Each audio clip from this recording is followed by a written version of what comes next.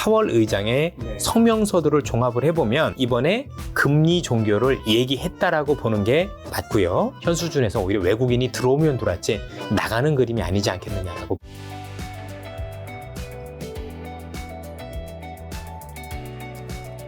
자, 그리고 오늘 이제 새벽에 있었던 이제 연준 발표 여쭤보려고 하는데요. 앞으로 혹시 경제에 중요한 내용 어떤 것들이 있었고, 투자하는 분들이 주목할 내용 어떤 것들이 있었을까요? 우선 결론적으로 보면 연준이 되게 헷갈리게 얘기를 했습니다. 전체적으로 놓고 보면 이번이 금리 인상이 끝인 것처럼 했는데 뭐 추가 인상에 대한 얘기도 해놓고 일단 금리 인상은 얼마나 했었죠? 이번에 0.25%포인트를 한번 했고요. 더. 예. 네. 그래서 현재 미국의 기준금리는 5에서 5.25 이렇게 이제 밴드로 돼 있으니까요. 네. 여기까지 올렸고, 그리고 나서 이제 성명서 문구라든가 아니면 파월 의장의 성명서들을 종합을 해보면 사실상 이번에 금리 종결을 얘기했다라고 보는 게 맞고요. 아, 진짜요? 예, 맞습니다.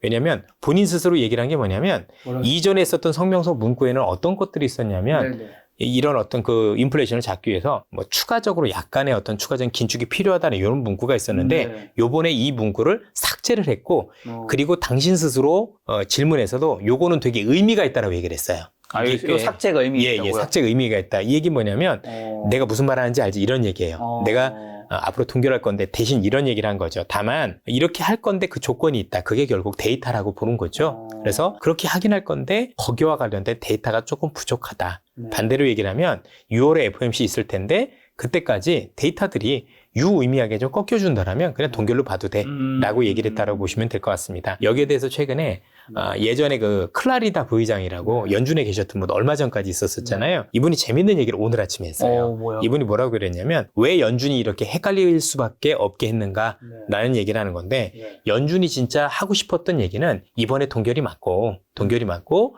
경기 보고 하겠다 뭐 이런 거였는데 시장에서 만약에 이번이 끝입니다라고 얘기를 하면 앞서 나간다라는 거죠. 그러면 끝이기도 한데 만약에 다음 달까지 금리를 동결하되면 피봇에 대한 기대가 훨씬 먼저 생기나 봐요. 그렇죠. 예, 정책 전환. 그러면 연준 입장에서는 금리를 안 올리는 것까지는 좋은데 섣부른 정책 전환에 대한 기대는 막아야 될 필요가 있을 텐데 그러려면 정말 금리가 동결이 될 건 안 될 건 6월까지 가봐야 아는구나라고 해서 투자자들한테 좀 시간을 벌고 대신에 나중에 6월이 됐었을 때 앞서 말씀드린 것처럼 데이터도 유의미하게 꺾이면 그때는 굳이 그렇게 생각을 해도 최소한 인플레이션에 대한 걱정은 없는 거 아닙니까? 그렇죠? 그래서 어떤 판단들이 많이 나오냐면 과대 긴축이 과소 긴축보다 낫다. 조금 더 과대하게 좀 더 과하게 긴축을 하는 게 나중에 손익계산서를 따져보면 둘 다 손해가 나더라도 손해가 덜하다라는 쪽에 목표를 두고 있는 것 같고 이와 관련해서 시장에서는 이번에 동결로 거의 확실시하고 있는. 왜냐하면 상식적으로 보셔도 오늘 미국 시장에서 놓치지 말아야 될 게 뭐였었냐면 만약에 인플레이션 우려가 더 있고 물가가 더 올라갈 거라면 유가가 그렇게 빠지지는 않았겠죠. 이미 시장은 경기 둔화를 보기 시작을 했습니다. 그러니 사우디나 아니면 우리가 오펙 플러스가 감산을 한데도 불구하고 유가가 60불대로 내려올 수 있었던 거잖아요. 동시에 그것만 그랬습니까? 환율 시장에서 달러도 대단히 약세였지만 오늘 원화는 대단히 큰 폭으로 상승을 했죠. 즉 달러가 큰 폭으로 내렸죠. 이 얘기는 뭐냐면 연준은 저렇게 얘기를 했지만 시장에서는 찰떡같이 이번에 동결이고 더 이상 금리 인상은 없다라는 얘기로 있는 그대로 받아들였다. 이렇게 보셔도 될 것 같아요. 그럼 이사님도 지금 6월에는 동결한다고 보시는 것 같은 이야기시네요. 네, 맞습니다. 이번 달을 끝으로 해서 저는 금리 인상이 끝났다라고 생각을 하고 있고 원래 저 개인적으로는 지난해 연말부터 시작을 해서 미국이 금리를 잘못 올리면 즉 과대 긴축을 하면 금융위기 가능성이 높기 때문에 금리를 올려도 4.75에서 5.0 그러니까 바로 이전에 직전 그 정도 수준이 적당할 거라고 말씀을 드린 적이 있었어요. 뭐 제가 생각한 것보다 한 번 정도 더 올리긴 했지만 근데 이제 많은 분들 같은 경우는 무슨 소리야 인플레이션 감안하면 5.5, 6%도 얘기를 많이 하셨었거든요. 근데 그 정도는 아니었다라고 보시면 될 것 같고 현 상황에서는 이 자체만 놓고 보더라도 더 안 올려도 되는 게 연준이 오늘 설명서를 발표하면서 이 질의응답에서 또 유의미한 얘기를 했습니다. 파월 의장이. 그래서라도 동결로 보는 게 현재 있는 이 금융 불안이 추가적인 금리 인상 효과가 있다라고 구체적으로 얘기를 했어요. 그러니까 굳이 내가 여기서부터는 금리를 올리지 않아도 현재는 금융 불안으로 인한 금융 긴축, 즉 대출에 대한 어떤 태도가 되게 타이트해진 점들은 네. 추가적인 금리 인상에 대한 효과가 있기 때문에 굳이 내가 금리를 더 안 올려도 돼를 사실 우회적으로 표현해줬다고 보셔도 될 것 같아요. 그리고 동시에 이것 때문에 경기를 조금 더 안 좋게 만들 거라고 보는 거죠. 그러면 가만히 있어도 이 금융 불안 때문에 경기도 조금 더 안 좋아질 거고 금리 인상에 대한 효과까지 있는 마당에 네. 굳이 거기서 불을 땡겨서 더 경기 침체를 완전히 크게 만들거나 금융위기로 가게 할 이유는 없는 거죠. 가만히 있어도 그런 효과가 있으니까 그 얘기를 했다라는 것 자체가 굳이 내가 더 이상 금리를 올리지 않아도 되는 환경입니다를 우회적으로 좀 표현했다고 생각을 하고 있습니다. 그러면 이제 많은 분들이 기다리는 피봇은 언제쯤 보시나요, 이사님은? 연준은 대놓고 올해는 없다라고 선을 그었는데 네. 이것도 좀 예전하고 달라졌습니다.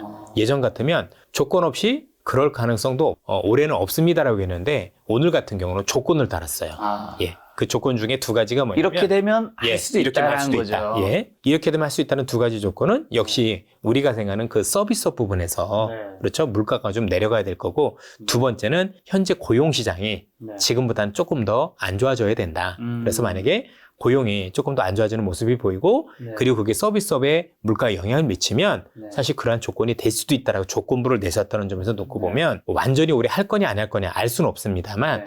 이전과는 다르게 톤은 많이 낮아졌다는 것에 대해서는 우리가 놓치지 말아야 될 거다라고 보여집니다. 그럼 그 두 가지 조건이 서비스 물가랑 고용 시장은 연관돼 있어요. 네, 어떻게 보시나요? 결국에는 지금 서비스 물가도 저는 낮아질 거라고 보고 있는 게 네. 이미 미국에서 그럴 조짐이 보이고 있는 게 미국에서 올해 대단히 지금 힘들었던 게 뭐였냐면 올 초에 1, 2, 3월 달 소비가 예상보다 대단히 좋았죠. 네. 그리고 때문에 고용도 되게 좋았고 그래서 지금 연준이 굉장히 좀 당황했었던 적이 있었었는데 이 소비가 네. 진짜 경기가 좋아서 한 소비냐 아니면 지난해 연말에 날씨가 너무 안 좋아서 이연된 소비였느냐에 따라서 많이 달라져요. 예컨대 저는 이연 소비라고 보고 있는 거고 즉 지난 연말에 날씨가 너무 안 좋았던 걸 사람들이 1, 2월 달에 밀어놨던 소비를 한 게 마치 소비가 대단히 강했던 것처럼 우리가 착각하고 있는 게 아닌가라는 생각을 가지고 있어서 향후 한두 달에 걸쳐서 나오는 이 소비 관련이나 서비스 관련 지표를 한번 확인하실 네. 필요가 있다고 보여지는데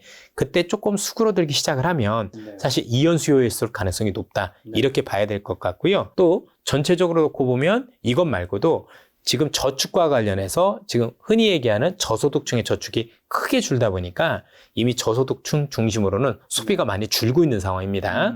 그리고 조금 시간이 흐르면 고소득층 중심으로도 저축이 많이 줄고 있어서 이것도 이전보다는 소비가 네. 조금 약간 둔화될 수 있다라고 보면 이전만큼의 서비스업이 활성화되지는 않을 수 있겠다라고 생각이 들어서 네. 그렇게 놓고 보면 전반적으로 이제는 서비스업과 관련된 물가가 조만간 유의미하게 고개를 숙일 가능성이 대단히 높겠구나라고 판단하고 있고 그 시기는 대략 저는 3분기 정도로 보고 있습니다. 예. 그리고 미국 같은 경우는요. 네. 보통 해고가 이렇게 일어나면 네. 바로 일어나는 게 아니라 네. 미국의 일반주들은 당신 해고입니다. 레이오프를 선언하면 60일 뒤에 나가라는 얘기고요. 뉴욕은 90일 뒤에 나가라는 얘기예요. 그런데 2, 3월 달에 생각보다 많은 해고가 있었어요. 네네. 그러면 산술적으로 놓고 보더라도 4, 5월 달에 나온 고용지표가 그때 있었던 해고가 본격적으로 반영되는. 그러니까 그때는 해고라는 얘기를 내가 듣긴 했지만 진짜 직장을 그만두는 건 지금부터거든요. 그렇죠. 그러면 이런 것들이 조만간 저는 반영이 되지 않을까. 음. 그렇게 놓고 보면 향후에 금리 인하를 할 수 있는 환경이 만들어질 수도 있겠다. 네. 아시겠지만 연방 선물 기금에서는 보통 지금 9월에 금리 인하할 거라고 제가 방금 전에 확인해 보니까 나오고 있더라고요. 그 정도까지는 아니더라도 네. 뭔가 연말 안에는 그 가능성이 있는 거 아니겠느냐 생각을 해볼 수 있겠습니다. 원래는 피복 가능성조차 없었는데 이제는 어쨌든 가능성은 생긴 정도. 이미 투자자들은 그렇게 믿고 있고 정도의 차이인 거고 네. 뭐 연말에 조금 할 거냐 말 거냐 차이라고 보여지는데 어쨌든 작게나마 가능성은 있는 것 같습니다. 혹시나 만약에 그럼 올해 피봇을 하게 되면 당연히 주식시장은 그 소식을 좀 확정적으로 알았을 때는 점핑을 하겠네요. 이것과 관련해서 좀 논란이 굉장히 많습니다. 네. 왜냐하면 이전에 피봇을 했었을 때, 즉 금리를 올리고 유지하는 기간에서는 주가가 오른 경우가 되게 많았는데 실제 금리를 본격적으로 인하하는 시즌에서는 지수가 오히려 더 안 좋은 경우들이 많았거든요. 대부분. 그때 그러다 보니까 경기가 너무 안 좋았기 때문에. 네, 맞습니다. 그러니까 정확하게 얘기하면 금리를 많이 올린 것 때문에 경기 침체가 본격화됐기 때문에 네. 사실 그런 일들이 일어났는데 저는 현재 이번에 혹시 만약에 미국이 기준금리를 인하를 한다라면 네. 우리가 일반적으로 2008년에 봤던 금리 인하라든가 네. 아니면 2000년도에 봤던 금리 인하의 큰 사이클이 아니라 95년에서 99년까지 있는 소사이클, 즉 금리를 한두 번 정도 내리는 보험적 금리 인하 가능성이 굉장히 높다라고 보고 있어요. 그래서 금리를 추세적으로 내리는 게 아니고 한 몇 번 정도 내리고 결국 못 내리는, 왜냐하면 앞서도 말씀드렸던 거하고 연관이 되는데, 지금 고용시장이 이렇게 타이트하다면 실제 실업률이 높아진다는 것도 많이 안 높아지면 여전히 인건비는 많이 싸지 않을 가능성이 높거든요. 그러면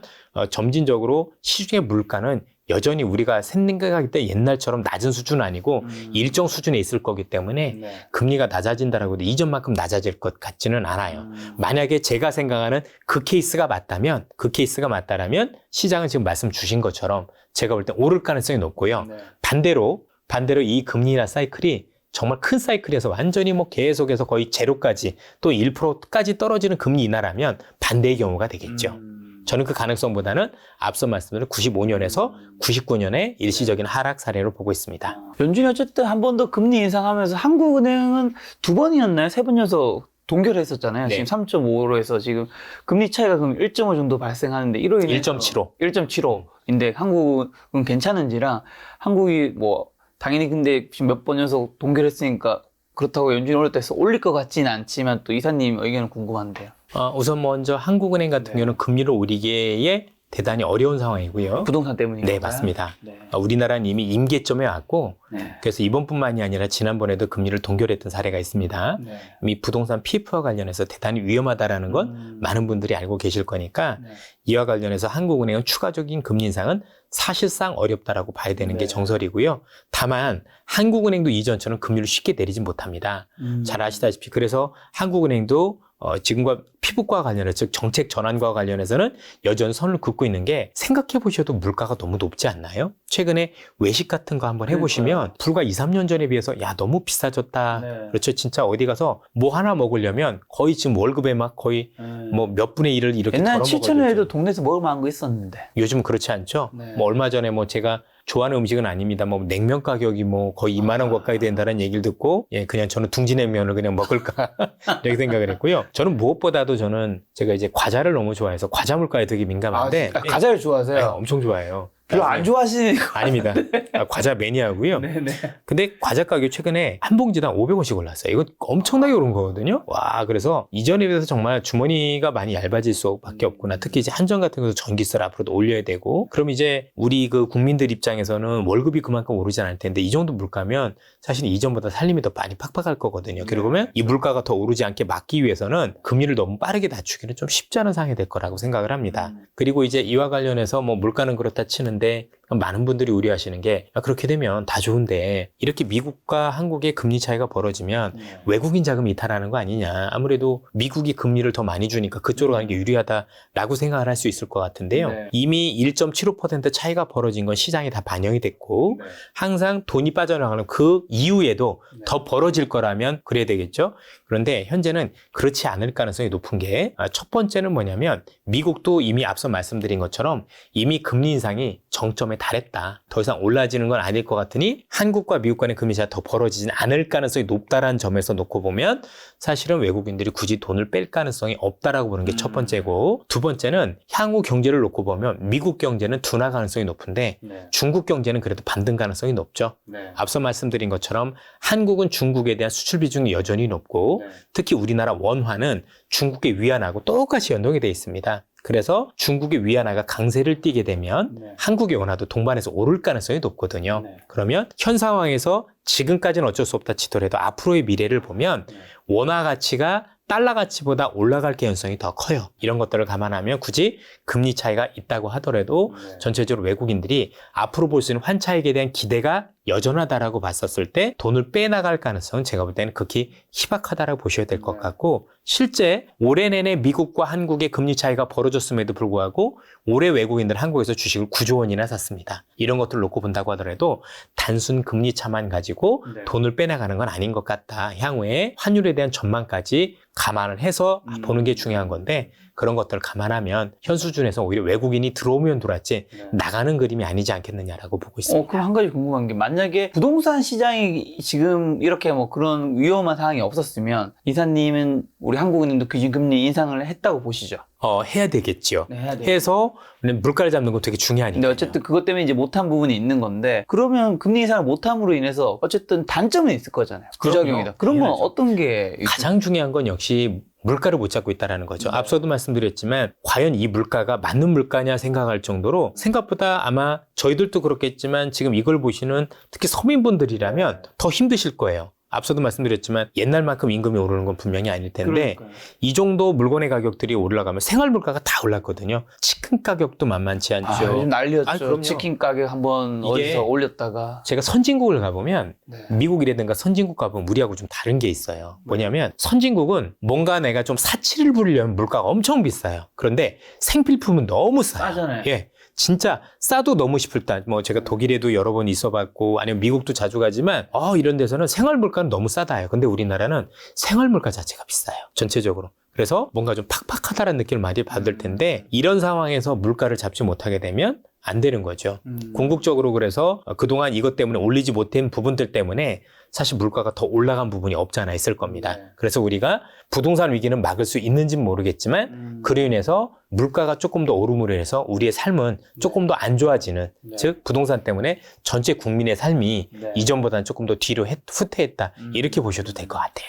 제가 어제까지 환율을 봤었는데 환율이 어제만 해도 뭐 1340원 정도인데 지금은 어느 정도 앞으로 어떻게 보세요? 연말로 갈수록 저는 1200원대로 진입할 가능성이 높다라고 보고 있고 지금 이제 환율이 이렇게 어려워진 이유 중에 여러 가지가 있겠지만 가장 중요한 건 역시 우리나라가 수출이 안 되고 있다는 점 특히 수출에서 25%나 차지하고 있는 반도체 수출이 줄고 있다는 점을 가장 큰 이유로 들 수가 있을 것 같은데 앞서 말씀드린 것처럼 뭐 기대만큼은 아닐 수 있겠지만 어쨌든 중국의 경기가 조금이라도 좋아질 가능성이 높다라는 점 그로 인해서 중국에 대한 수출이 현재보다 나아질 가능성이 높다라면 하반기부터는 그래도 경상수지나 무역수지가 흑자로 돌아설 개연성이 있다라고 생각을 하고 있습니다. 그렇게 되면 당연히 원화 같은 경우는 현 수준보다는 조금 더 강세를 띌 가능성이 높고요. 또 여기다 우리나라 같은 경우 수입 물가가 굉장히 중요하잖아요. 그런데 최근에 유가가 크게 하락하고 있다는 점들을 감안했었을 때도 이런 것들도 이런 무역이라든가 이런 쪽에 이제 감안했었을 때 굉장히 긍정적이지 않습니까? 특히 기업들 같은 경우는 원유라든가 원자재 가격이 낮아질수록 비용이 낮아지는 그런 것들이 있는 거니까 그러면 전반적으로 놓고 봤었을 때는 한국에 대한 경제가 그래도 현재보다는 좋아지는 쪽에 무게를 둘 수가 있겠다. 그걸 반영을 해서 이전만큼은 아니겠지만 1,300원대가 아닌 1,200원대 중후반으로 저는 워낙 강세를 띌 것으로 현재는 전망을 하고 있습니다. 그리고 또 최근에 금 투자 얘기하는 분들도 많아졌더라고요. 네. 뭐 작년 하반기부터 좀 많아진 것 같긴 하고 그리고 금값도 좀 많이 오르기도 했고요. 앞으로는 어떻게 보세요? 너무 많이 오르지 않았나요? 결국 이제 현재 있는 시장을 반영을 한 건데 저는 가지고 있는 금을 대부분 좀 처리를 하고 싶습니다. 지금요? 네네네. 물론 이제 여러 가지 부분과 관련해서 있긴 하지만 항상 뭔가 우리가 수면으로 올라올 때는 그게 정점이었을 가능성이 높았던 것 같아요. 다만 저도 이전에 여러 차례 금을 전망을 해봤지만 의외로 정말 전망이 안 맞고 쉽지 않다라는 게 금하고 원유였던 것 같아요. 정치적인 부분들도 많이 작용을 하고 그래서 사실 금에 대한 제 전망은 사실은 잘은 모르겠습니다. 예. 근데 저는 가지고 있는 금은 그냥 팔고 싶습니다. 제 생각은 그렇다는 얘기고 사실 제 전망은 큰 의미는 없다라고 보시는 게 맞을 것 같아요. 그래서 금방 가실 건가요? 조만간 갈 겁니다. 예. 알겠습니다. 그래서 주식 하나 살까 지금 생각 중입니다.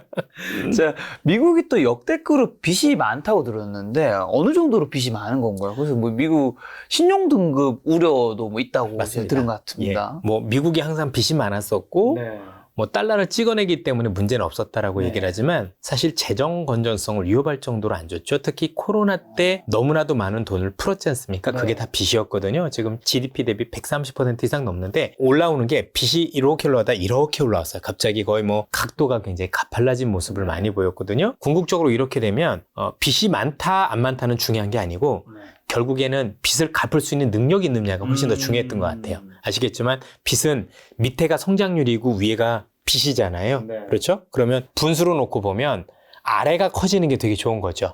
성장률이. 그러니까 우리 숫자로 얘기하면 2분의 1보다는 3분의 1이 우리가 부채 비율이 낮은 거잖아요. 2분의 1은 50%고 그렇죠. 3분의 1은 뭐 33%니까 결국 미국은 지금 빚의 규모를 줄일 수는 없어요. 항상 어떤 국가도 보면 빚을 줄여서 갚은 적은 없고 허리띠를 졸라서 갚은 적은 없고 많이 더 벌어서 훨씬 더 많이 벌어서 내가 돈을 갚을 능력이 있다라는 걸 증명하는 게 훨씬 더 중요했던 것 같습니다. 그렇게 놓고 보면 현 상황에서 미국은 빚이 많긴 하지만 결국 이 빚을 해결하기 위해서 지금 둔화되고 있는 성장을 어떻게든 바꿔서 내가 앞으로도 빚을 충분히 갚을 수 있는 성장할 수 있는 능력이 있다는 걸 보여주는 점은 굉장히 중요하다고 생각을 하고 그 중에 하나가 지금 우리가 계속 회자가 되고 있는 뭐 리쇼어링이라든가 즉 밖에 나갔던 기업들이 미국으로 오는 것도 미국의 현재 경제 구조가 서비스업 중심에서 제조업 중심까지는 아니더라도 제조업을 활성화시켜서 이제 균형을 가져가는 경제로 바뀌는 게 그런 거라고 판단을 하고 있습니다. 그럼 이사님 많이 더 벌어서 그 성장 가능성이 있다고 보시는 건가요? 그렇습니다. 왜냐하면 지금 미국의 이 제조업이 생각보다 경쟁력이 큽니다. 조금 더 제가 이것과 관련해서 첨언해서 말씀드릴 게 있는 건 뭐냐면 현재 미국으로 들어가는 이 첨단 제조업, 일반 제조업은 아니죠. 우리가 흔히 얘기하는 뭐 인형 눈 붙이고 이런 건 아니잖아요. 그렇죠? 그래도 인형 눈 이런 거보다는 뭔가 배터리라든가 전기차라든가 또는 반도체 이런 건데요. 지금 미국과 관련해서 미국 사람들이 미국에 공장을 지을 때 제일 고민되는 건 뭐냐면 역시 비용 문제예요. 뭐 다 좋은데 중국은 정말 쌌었지 않습니까? 네, 저가였고. 그렇죠. 그러면 이제 많은 기업들은 고민하는 게, 야, 중국에서 저렇게 쌌는데 내가 굳이 중국이 아닌 미국에 들어갔을 때 그 수지 타산이 맞을까에 대한 고민이 있는데 요걸 해결해 줄 수 있는 몇 가지 요인들이 겹쳐졌어요. 그 첫 번째가 뭐냐면 최근에 인건비가 오른 겁니다. 자, 인건비가 이렇게 많이 오르다 보니까 전반적으로 보면 기업들 입장에서는 자꾸 눈에 띄는 게 자동화죠. 그렇죠. 야, 저렇게 사람이 많으면 굳이 내가 사람을 쓸 필요가 있겠어? 제가 지금 이제 여기 우리 김작가 TV 오기 전에도 자랑스럽게 저는 배고픔을 못 견디기 때문에 이제 기소회라는 데 가가지고 이제 밥을 먹었는데 먹을 때 보니까 거기도 다 자동화가 돼 있는 거예요. 그렇죠? 앉으면 여기서 톡톡톡거리고 뭐 이렇게 카드를 결제하면 되는 이런 것들이 많은데 미국에 있는 공장 대부분이 우리 옛날에 아마 많이 들어보셨을 거예요. 뭐 스마트 팩토링이니 뭐 이런 것들. 그래서 엄청난 자동화, 무인화, 로봇화 이런 것들과 관련된 것들을 지금 많이 감안을 하고 있어요.